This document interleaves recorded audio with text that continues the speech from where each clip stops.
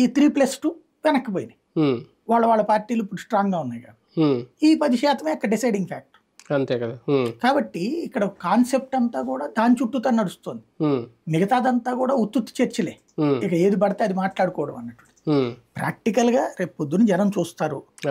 ఈ లోపు ఎవరు ఫార్ములాలు వాళ్ళు చెప్పుకోవచ్చు. జగన్ జీవితంలో నాశనం అయిపోతాడు, వెళ్ళిపోతాడు, చచ్చిపోతాడు, లేకపోతే కొట్టేస్తారు, తుచ్చేస్తారు, జైల్లో పడేస్తారు. అంటే బాబు గారి ఆలోచన ఒక వ్యూహం. ఆయన రాజకీయ చాణక్యుడు కాబట్టి ఏదో ఉంటాయి అంటారు కదా. 30 ఏళ్ళు వెనక్కి వెళ్ళిందంటే డెవలప్మెంట్ ఆస్పెక్ట్ లోనే ఆయన మాట్లాడుతున్నది.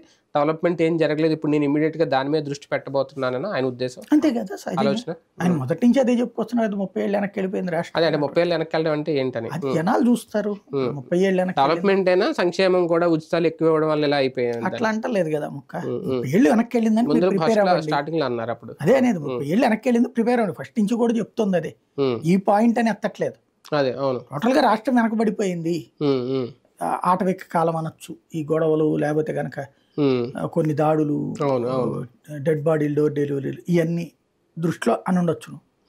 ఆటవికం వైపు కన్నటువంటిది అది అనే అర్హత అంతకు ముందు ఉంది.